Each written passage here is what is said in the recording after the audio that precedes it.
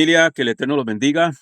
Shabbat Shalom para todos. Estamos en nuestro día de Shabbat, iniciando Shabbat, y estamos en el estudio de la Parashá. En esta oportunidad estamos en la Parashá número 47, la Parashá Re'e. Esta Parashá se encuentra en el libro de Devarim, libro de Deuteronomios, y está en el capítulo 11, versículo 26, hasta el capítulo 16, versículo 17. Ahí se encuentran ubicadas las 7 aliyot de esta Torá.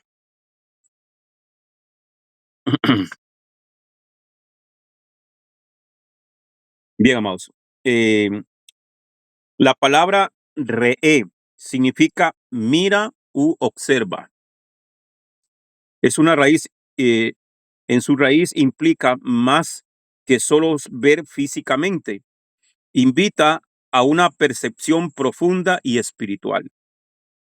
Elohim llama a Israel a mirar con entendimiento y discernimiento las bendiciones y maldiciones delante de ellos. Espiritualmente implica una conciencia activa con la voluntad del Eterno, viendo la realidad a través de sus ojos y tomando decisiones basadas en su Torá. Para los creyentes, Re'e es una invitación a observar y alinearse con las perspectivas de Adonai en sus vidas.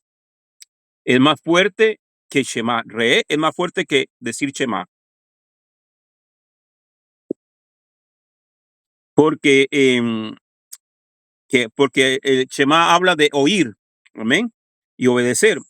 En cambio, Re'e tiene que ver con una percepción más profunda, una visión interior con los ojos del corazón. Denme un segundito. Y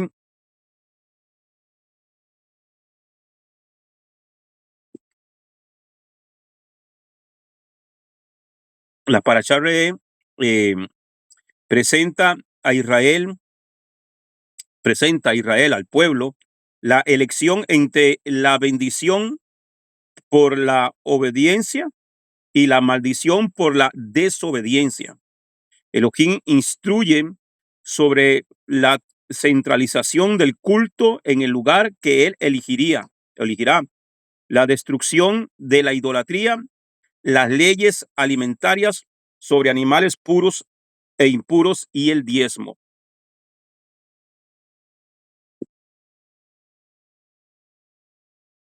Esta parashá se destaca en las leyes de remisión de deudas y liberación de siervos, así como las 3 fiestas de peregrinación, que son Pesach, Shavuot y Sukkot, que refuerzan la adoración comunitaria y la justicia social en Israel. Y dicho sea de paso, amados hermanos, ya nos estamos acercando a las fiestas de otoño. Van a ser ahora entre el mes de octubre, aproximadamente.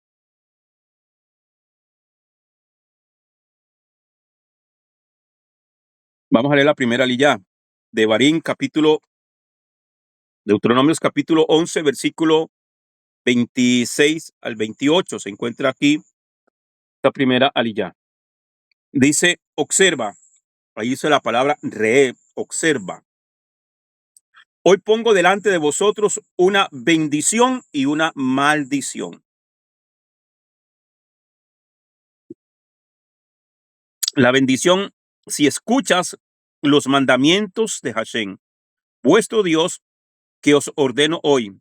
Y la maldición, si no escuchas los mandamientos de Hashem, vuestro Dios, sino que os apartáis del camino que os ordeno hoy, para seguir a otros dioses que no habéis conocido. Entonces,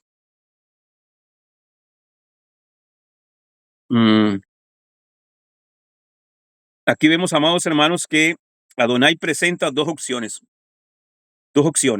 para el hombre, para el ser humano, para el pueblo, para que el hombre pueda elegir. Es una evidencia clara de que el hombre fue creado con libre albedrío.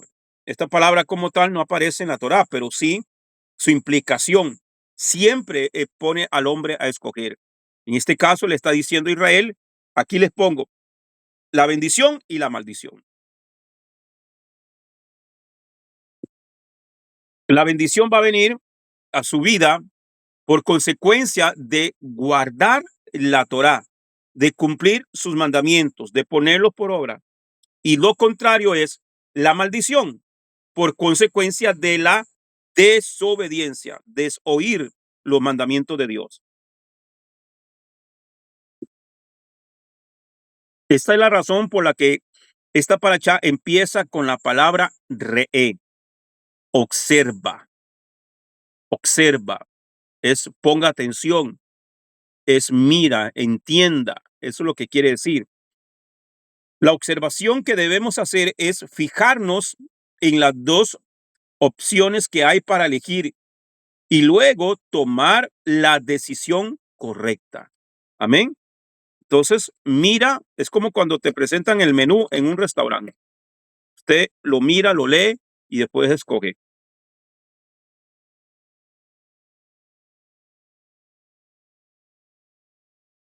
Si el hombre hubiera sido creado como una máquina, no tendría opción para elegir. Cada uno tiene la libertad para escoger. Nadie está obligado a obedecer o a pecar. Eres libre para escoger el pecado, pero esa libertad no te exime de la responsabilidad y las consecuencias de tu elección, de tu decisión. Podemos elegir entre bendición y maldición, que son las consecuencias de la obediencia y la desobediencia respectivamente.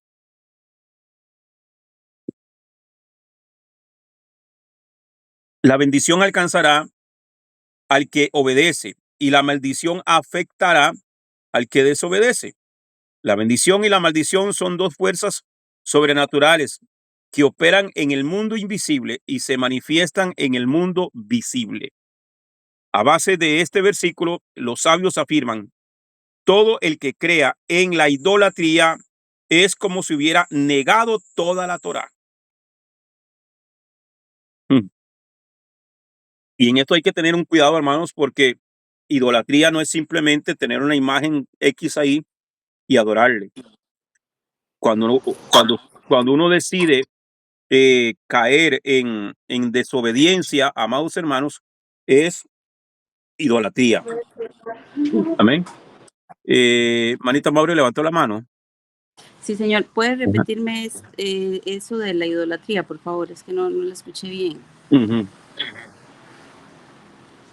Ok, basado en lo que venimos leyendo, el versículo que leímos acá arriba, cuando el Señor le dice a Israel a través de Moisés, observa, hoy pongo delante de vosotros una bendición y una maldición. La bendición, si escuchas los mandamientos, ¿ok? La maldición es por desobedecer los mandamientos. Entonces, a raíz de esto, los sabios em, en Israel, ellos dicen que el que cae en o da lugar a la idolatría es haber negado la Torah completa.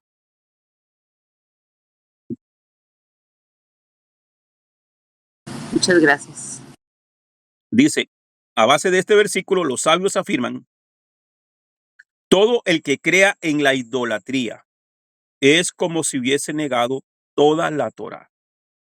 De hecho, eh, la escritura dice en el Brit Hadashah que el que Pablo dice, o Santiago, ahorita no recuerdo bien, dice que el que quebranta un mandamiento de la Torah es como si hubiese quebrantado todos. ¿Ok? Entonces, hay que tener cuidado en esto, hermano, porque a veces hay cosas que se convierten en una idolatría.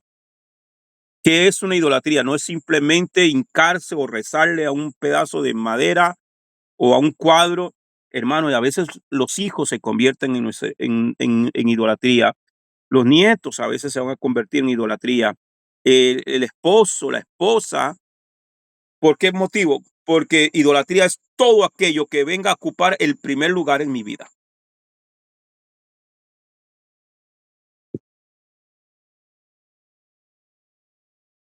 Cuando ese primer lugar debe ocuparlo el Señor en nuestras vidas. ¿Ya?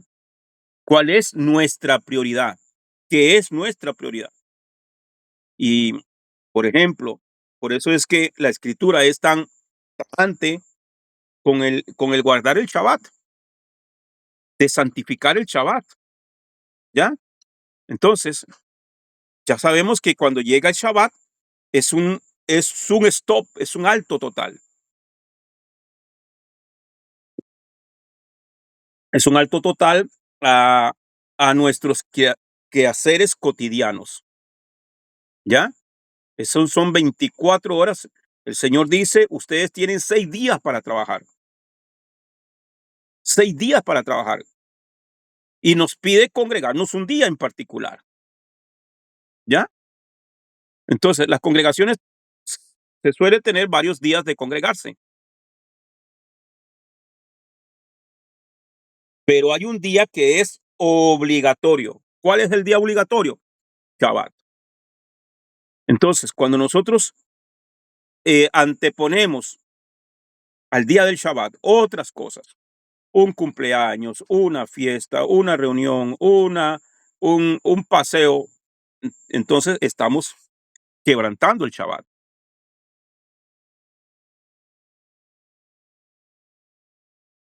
Entonces, es un ordenamiento, hermano, cuando nosotros venimos al Señor, ordenarnos en las cosas. Cuesta, al principio cuesta, cuando uno no está acostumbrado al Shabbat.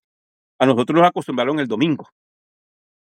Y entonces acomodarnos al día del Shabbat, por lo general, las hermanas o las mujeres, por lo general, suelen agarrar el sábado para el día de limpieza o para el día de lavar ropa.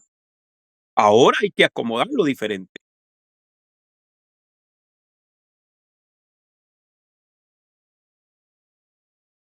Deuteronomios 11:29 dice, y acontecerá que cuando Hashem tu Dios te lleve a la tierra donde entras para poseerla, pondrás la bendición sobre el monte Gerizim y la maldición sobre el monte Eibal. Los rabinos discuten si realmente se puede hablar de una montaña de maldición y otra de bendición. Según Rachi, esto se refiere a que la bendición y la maldición son enunciadas sobre estos dos montes respectivamente. En el Targum es la versión aramea de la Torá. Amén. El Targum lo traduce, pondrás los que bendicen.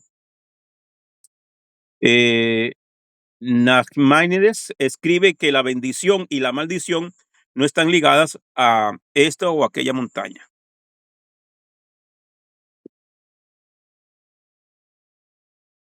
No podemos pensar que la maldición venga de una montaña, sino eh, que aquí encontramos una forma pedagógica de ilustrar las dos realidades. El pueblo tenía que pronunciar la bendición hacia una montaña y la maldición hacia la otra montaña. Ya, las dos opciones. ¿A cuál quieres ir? ¿Al monte de la bendición o al monte de la maldición? Es una forma pedagógica.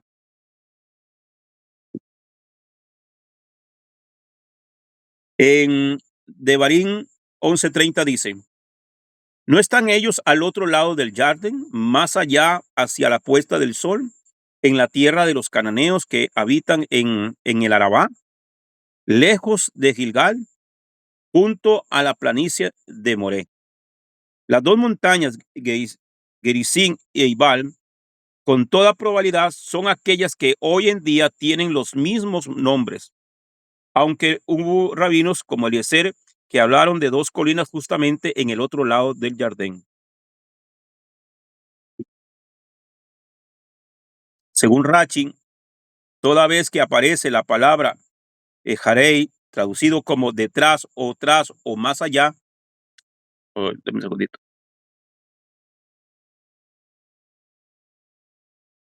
em, o más allá se refiere a algo lejano. En el monte Ibal mide 940 metros sobre el nivel del mar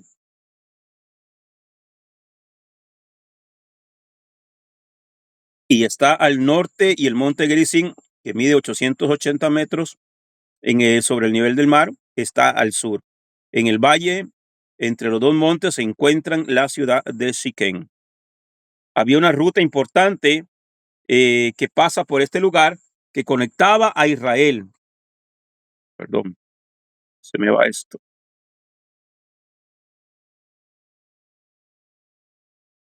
Mm, Me perdí.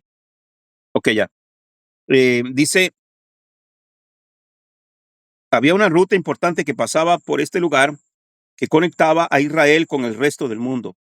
Fue un lugar de encuentro para los viajeros entre el norte y el sur, el este y el oeste. Aquí fue donde Abraham construyó su primer altar, según Génesis 26, 12, 6 al 7, y aquí fue sepultado Joseph, según Josué capítulo 24, versículo 32.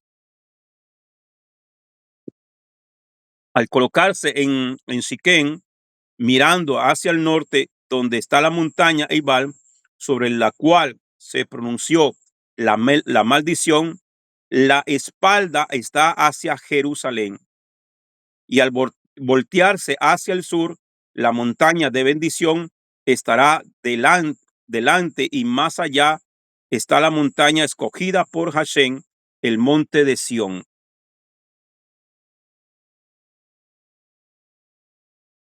El monte de Sión es Jerusalén, está en Jerusalén. En Juan capítulo 4 hay una discusión religiosa entre Yeshua y una samaritana sobre el lugar de adoración. En este caso, la palabra adoración tiene que ver con el culto de los sacrificios. Los samaritanos siguen manteniendo la idea de que Gerizim fue elegido como el monte donde el Eterno iba a poner su nombre, y siguen sacrificando animales allí.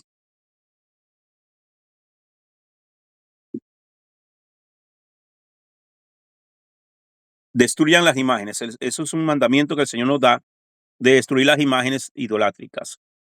Deuteronomios capítulo 12, versículo 2 al 3 dice: destruiréis completamente todos los lugares donde las naciones que desposeeréis sirven a sus dioses, sobre los montes altos, sobre las colinas y debajo de todo árbol frondoso, y demoleréis sus altares, quebrantaréis sus pilares, quemaréis a fuego sus árboles de culto, derribaréis las imágenes talladas de sus dioses y borraréis su nombre de aquel lugar.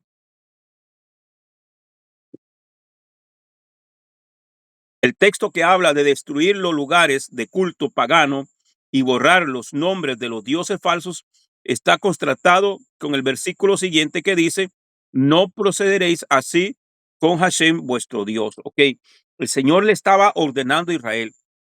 ¿Por qué? Porque ellos iban a tomar esas tierras donde eran lugares idolátricos, donde adoraban a sus dioses, a sus imágenes.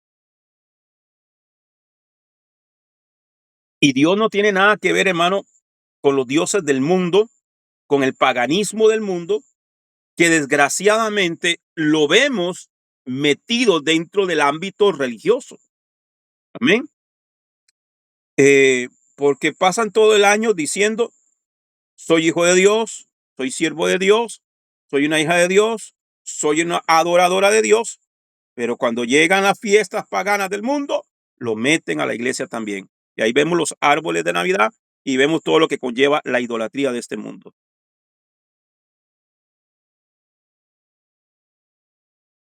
Entonces, eh, el Eterno dice que nosotros no debemos de proceder así con el Eterno, lo cual indica, en primer lugar, que no se puede servir al Eterno de la misma manera como los idólatras, ni levantar altares al Eterno en cualquier lugar, sino solo en el lugar escogido por él.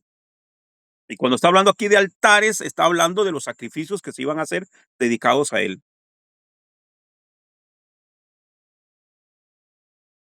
Los rabinos también han interpretado este texto diciendo que está prohibido destruir cosas y lugares que han sido utilizados en el culto al Eterno. No tenemos derecho a destruir la idolatría en lugares que no nos pertenecen. El mandamiento es para la tierra de Israel, que fue entregada a los hijos de Israel. Tenemos autoridad para destruir la idolatría en los territorios que nos han sido dados, no sobre otros, ¿ok? O sea, no podemos ir a la iglesia católica a desbaratarle los muñecos, ¿ya? Sino, si fuera un local que nos están entregando, o como el Eterno le entregó a Israel, la tierra de esos paganos, ellos estaban obligados a destruir esos dioses. Entonces, ahora, tampoco se puede utilizar imágenes que eso se llama sincretismo para adorar a Dios. No se puede hacer.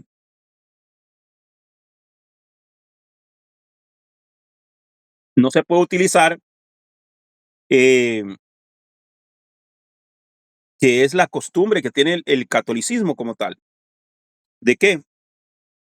De que ellos utilizan un crucifijo o un Cristo ahí pegado en la pared y le rezan a ese Cristo creyendo que por medio de esa imagen están llegando a Dios. Entonces, por eso dice, no haréis así con el Eterno. Entonces, dice el verso 4 del capítulo 12, no procederéis así con Hashem vuestro Dios. Si se compara con el verso 3 que dice, borraréis su nombre, nos puede llevar a la conclusión de que no podemos borrar el nombre de Hashem de ningún lugar. De aquí viene el mandamiento que es el número 453 en la lista de los Taryag Mitzvot, que prohíbe la destrucción de cosas que llevan el nombre del Eterno.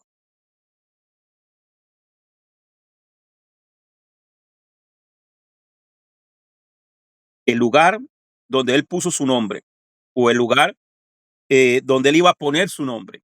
¿Cuál era ese lugar? Amén. Entonces, todos los sacrificios y todo lo que se hiciera, el Señor le estaba diciendo, hay un lugar especial. Usted no pueden hacer sacrificios en cualquier parte. Usted no pueden hacer sacrificios en otro lugar que no sea el lugar donde él puso su nombre. Amén. Eh, Versículo 5, Deuteronomios 12:5, dice, sino que buscaréis el lugar en que Hashem vuestro Dios escoja de todas vuestras tribus para poner allí su nombre, para su morada, y allí vendréis. ¿Ya? Allí vendréis. ¿Cuál era ese lugar donde el Señor puso el templo, donde se construyó el templo en Jerusalén? ¿Ya? Que es el mismo lugar donde Abraham sacrificó, perdón, iba a sacrificar a Isaac. Cuando el Eterno le dijo, es en el mismo monte. En ese mismo monte es donde el Eterno puso, eh, estableció el templo en ese lugar. Deme un segundo para ver si vuelves. Bien, entonces, dice el versículo 5 del capítulo 12 de Deuteronomios, sino que buscaréis el lugar que Hashem, vuestro Dios, escoja de todas vuestras tribus para poner allí su nombre, para su morada, y allí vendréis.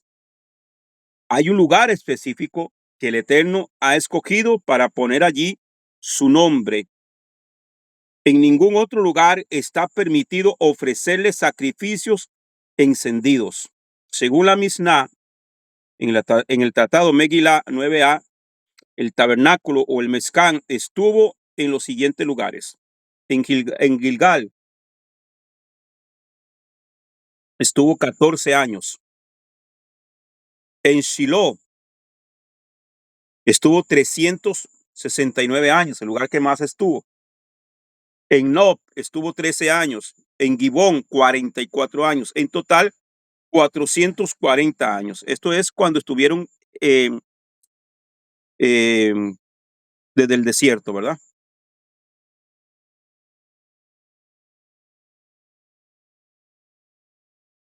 Estaba permitido sacrificar en los lugares altos antes de que el tabernáculo fuera erigido en el desierto, pero no durante los 39 años en el desierto, durante los 14 años de conquista, cuando el tabernáculo estaba en Gilgal. Estaba permitido sacrificar en los lugares altos. Durante los 369 años, cuando el tabernáculo estaba en Shiloh, estaba prohibido, pero durante los 57 años que cuando estaba en Nob y en Gibón estaba permitido. Después de la construcción del templo en Jerusalén, los sacrificios en los lugares altos quedaron prohibidos para siempre, a excepción del sacrificio que el profeta Eliseo hizo en el monte Carmelo, cuando había recibido un permiso especial de Hashem con el fin de hacer volver al pueblo a Hashem. El templo de Salomón permaneció 410 años, así que el tabernáculo duró más tiempo que el mismo templo de Salomón. Como los profetas no podían introducir innovaciones en la revelación, sino que solo desarrollar algo que ya fue dado por el Eterno, amén, por medio de Moisés.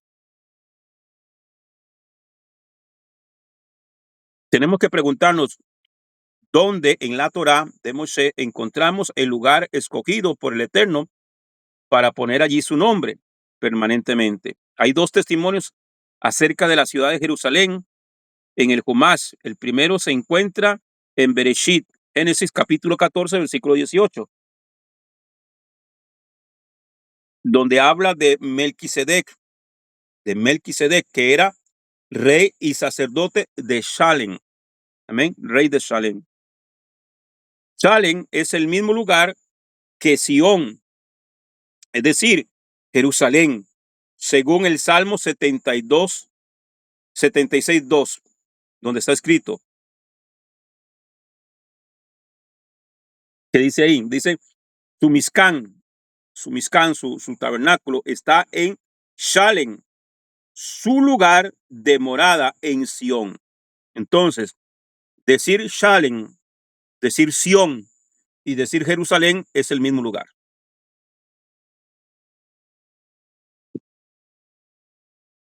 El Mesías tendrá el ministerio eterno de Melquisedec, de ser sacerdote, de ser tanto rey como sacerdote en la misma ciudad, en Jerusalén, que es Shalem, como está escrito en el Salmo 110, versículo 4. Adonai, Yehuvah ha jurado, y nunca se arrepentirá. Tú eres Cohen eternamente, de la misma clase de Melquisedec, rey justo. Amén. Rey de justicia. Ese es el rango de Mashiach.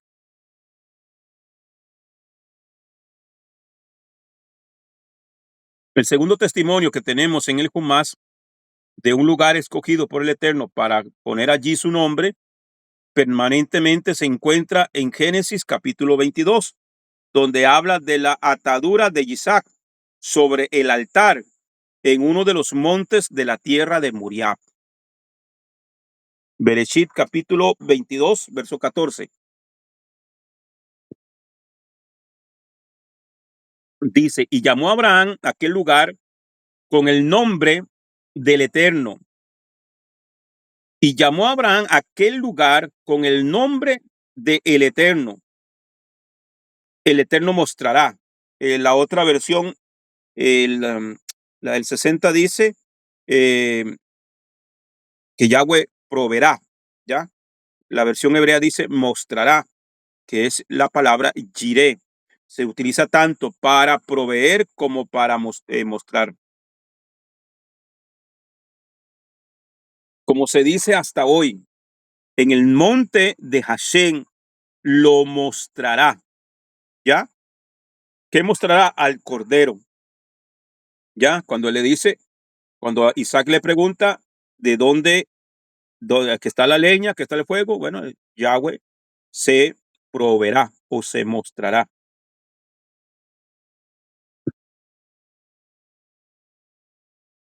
La traducción aramea de ónkelos dice en Bereshit 22:14, el Targum ónkelos del arameo, dice, Abraham adoró y oró en este lugar y dijo ante el Eterno, aquí las generaciones futuras adorarán. Entonces, ¿cuál era el monte que el Señor escogió para que se adore, para que se ponga su nombre, para que se haga todo el culto? Ahí en el monte de Sión.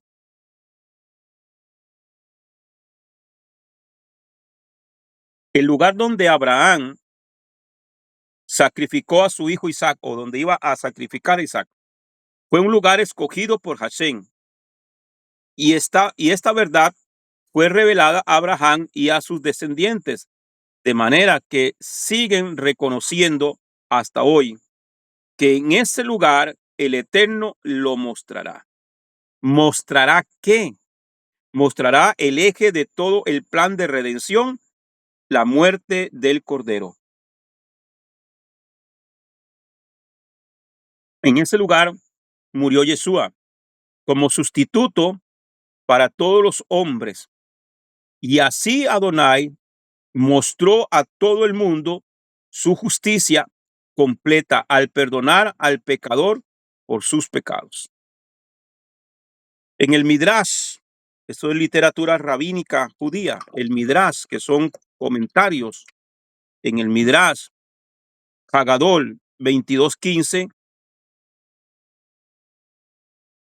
en el tratado Bereshit Rabbah 56:16, habla de la conexión entre los dos nombres que fueron dados a este lugar por Abraham y Melquisedec. Abraham llamó a ese lugar Jireh y Melquisedec lo llamó Shalem, que significa completo, sano, terminado.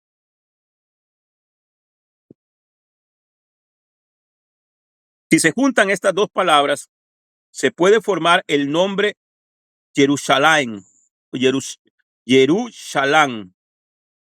En los textos hebreos más antiguos no aparece la yud al final del nombre de la ciudad, según vemos en Josué 10:1, donde el nombre Jerusalén aparece por primera vez. Luego vemos cómo el nombre del lugar cambió a Jerusalén, como, como si fuera en forma dual. En el hebreo, la terminación in, habla de plural, habla de varios. Por ejemplo, la palabra Elohim, que terminan en im, Elohim habla de pluralidad. La palabra Elohim se traduce como dioses y también se traduce como jueces. ¿Ya?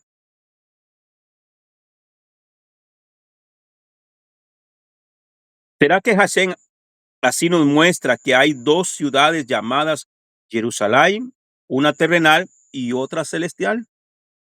Ya, ahora entendemos por qué Jerusalén, porque en hebreo es Jerusalén, con esa IM al final.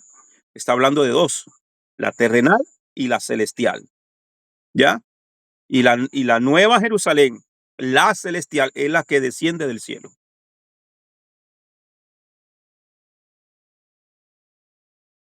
En el lugar donde Abraham reconoció el ministerio superior de Melquisedec, vio la muerte y resurrección del Hijo.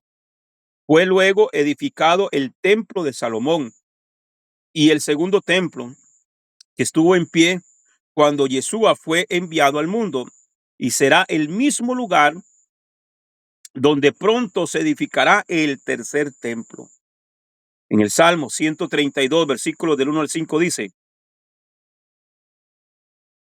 cántico de ascensión gradual, acuérdate, Hashem, de David, de toda su aflicción, de cómo juró a Hashem y prometió al poderoso de Jacob: ciertamente no entraré en mi casa, ni en el lecho me acostaré, no daré sueño a mis ojos, ni a mis párpados adormecimiento, hasta que haya lugar para Hashem, una morada para el poderoso de Jacob.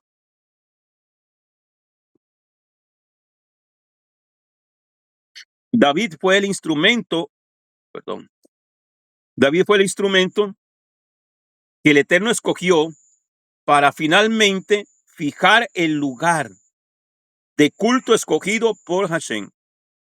Salmo 132, 13 y al 14 lo dice, y dice en el versículo 1 al 5, dice: porque Hashem ha escogido a Sión, lo quiso para su habitación. Este es mi lugar de reposo para siempre.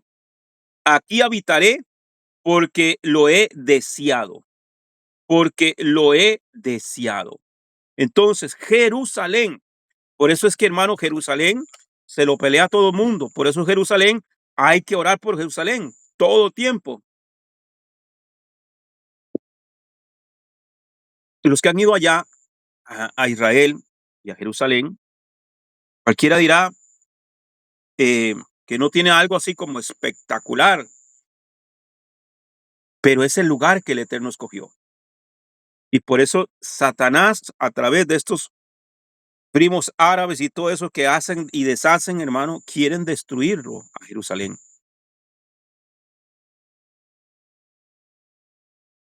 Pero el Señor estableció que ese es el lugar donde Él puso su nombre. Por eso, antes de la venida de Yeshua, tiene que acontecer todo lo que está escrito, todo lo que está profetizado que ha de venir para nosotros. Por eso, lo que hemos hablado ya de las vacas rojas, la explicación que da la escritura, lo importante que son las cenizas de la vaca roja, que hay que, antes de que Yeshua venga a esta tierra, Israel tiene que tomar posesión del monte del templo, donde están la mezquita, o ese templo con esa cúpula dorada. Ese es el lugar que, ese es el monte donde el Señor escogió para establecer ahí. La gente dice: hermano, pero ¿por qué no construyen el templo en otro lado? No, es que es donde el Señor dijo que hay que hacerlo. Entonces, el monte de Sión fue escogido para siempre, para ser el lugar donde se fijaría el nombre del Eterno. En Jerusalén hay una marca de relieve en las montañas de la letra hebrea Shin. O sea, cuando se dice que cuando se mira el monte desde arriba, todo lo que es Jerusalén, las montañas hacen un relieve, forman una letra, y es la letra Shin. Esta letra Shin, vamos a acercarlo un poquito para que se vea. Esa que se ve ahí, que parece como una W,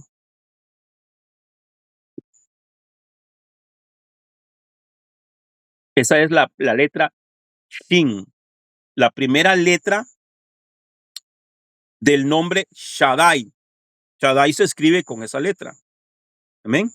Shaddai, que significa todo suficiente y todopoderoso. Eso es lo que significa el nombre Shaddai, el todo suficiente, el todopoderoso. O sea, que usted y yo no necesitamos más nada que al Eterno, porque Él es todo suficiente.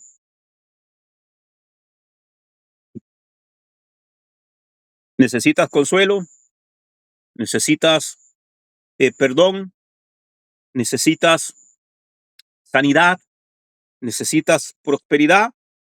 ¿A qué necesitamos? ¿Qué necesitamos? Necesitamos al Todopoderoso, necesitamos al Shaddai. Así, Hashem puso también de forma física uno de sus nombres en este lugar.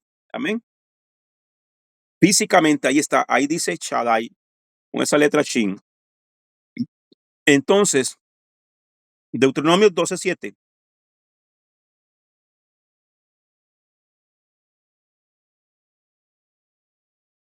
Deuteronomio 12:7 dice: allí también vosotros y vuestras familias comeréis en presencia de Hashem vuestro Dios, y os alegraréis en todas vuestras empresas en las cuales Hashem vuestro Dios os ha bendecido. El momento de sentarse en la mesa fue creado por el Eterno para poder estar delante de él en Jerusalén.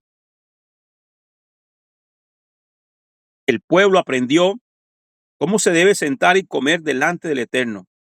Por eso, la mesa en la casa de un judío es un lugar sagrado, considerado como un altar.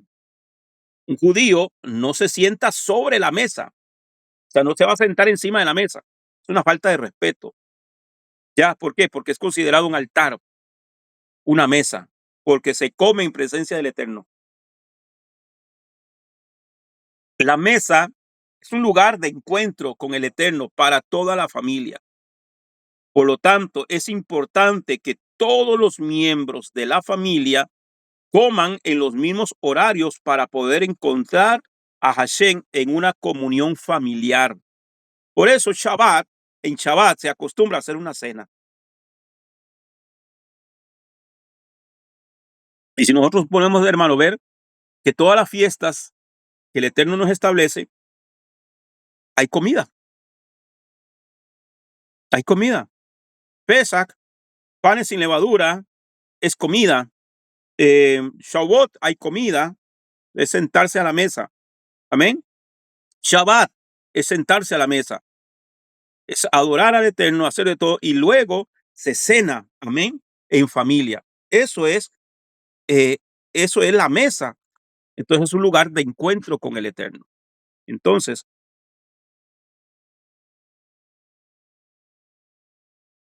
si usted se pone a ver, pensar, hermano, que Satanás, ¿qué ha hecho Satanás? Que ya no permite que nadie se siente a la mesa. Es más, hay casas que ya ni mesa hay. Y cuando se está a la mesa, se está viendo la tele, se está viendo el partido, se está viendo las noticias, los hijos comiendo en el cuarto, y ya esa unidad y esa comunión donde uno se sienta y lo primero que uno hace es orar al Eterno dándole gracias por el alimento, es un encuentro allí. Shabbat es un encuentro, es una mesa de encuentro con el Eterno. Bien, amados, ya voy a terminar. Deuteronomio 12:9 dice: porque todavía no habéis llegado al lugar de reposo, a la heredad de Hashem vuestro Dios, que vuestro Dios os da.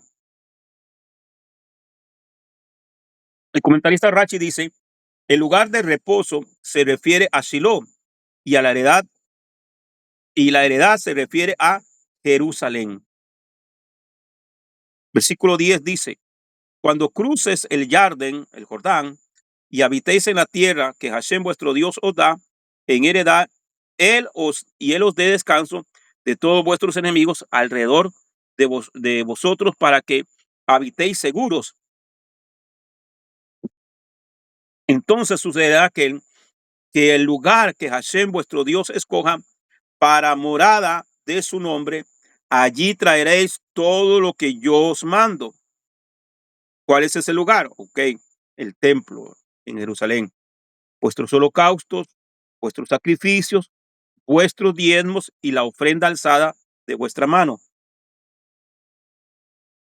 Y todo lo demás selecto de vuestras ofrendas motivas que habéis prometido a Hashem.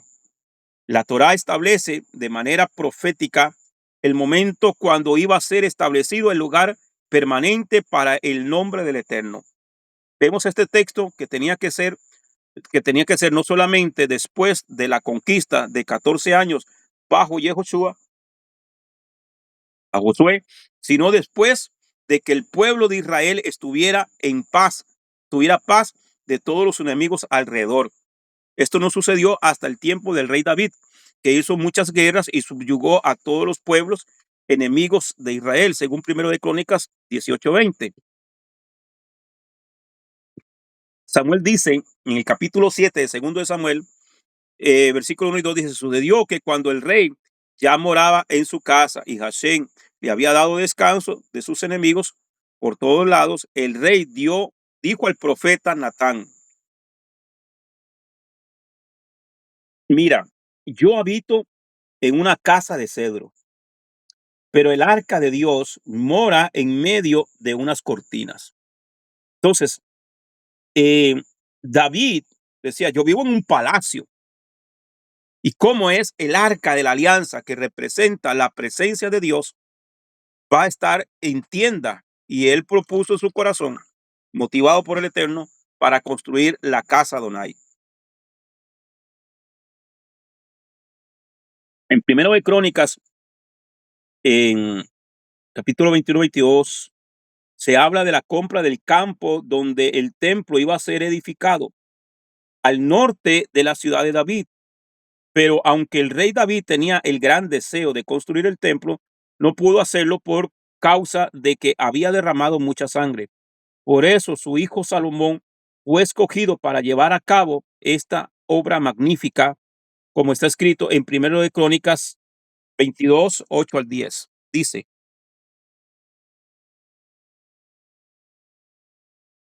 pero un mensaje de Adonai vino a mí. Aquí está hablando David, Natán. Tú has derramado mucha sangre y peleado grandes batallas, grandes guerras. Tú no edificarás una casa para mi nombre, porque has derramado tanta sangre que la tierra a mí, entierra a mi vista. Pero tú tendrás un hijo que será un hombre de descanso. Yo le daré descanso de todos sus enemigos que lo rodean, pues su nombre será Shlomo, que significa pacífico, traducido como Salomón al español. Pero su nombre hebreo es Shlomo, Shlomo, que significa pacífico. Y durante su reino yo daré salón, paz y quietud a Israel. Es él quien edificará una casa para mi nombre. Él será mi hijo y yo seré su padre y yo estableceré el trono de su reino sobre Israel para siempre. Desde entonces Jerusalén es el lugar donde el nombre del Eterno es fijado para siempre. Y es allí donde el hijo de David, Yeshua el Mesías, muy pronto se sentará sobre el trono de David para gobernar sobre las 12 tribus de Israel y el resto del mundo, como está escrito en el Evangelio de Lucas, capítulo 1:32. Dice, pues he aquí, concebirás en tu vientre y darás a luz un hijo y llamarás su nombre Yeshua. Él será grande, será llamado el hijo de Jaelohim, el hijo del Altísimo. Amén. Eso es Jaelohim, Jaelillón, perdón. Jaelillón. Adonai Elohim le dará el trono de su padre David y reinará sobre la casa de Jacob para siempre. Aquí cuando habla de la casa de Jacob, está hablando de las 12 tribus. Para siempre. Su reino no tendrá fin. Amén. Entonces, hoy vimos entonces que el lugar que el Eterno escogió para poner su nombre es Jerusalén y que por eso los enemigos pelean Jerusalén. Por eso tomaron posesión del monte del templo. Amén. Pero eso va a ser restaurado con la ayuda del Eterno. Amén. Bien, amados, vamos a dejarlo aquí porque ya se me acabó el tiempo. Tengo una clase ahorita. Si alguien quiere consultar algo o eh, algún comentario o alguna pregunta, puede hacerlo, hermanos. Y si no, oramos y quedamos despedidos.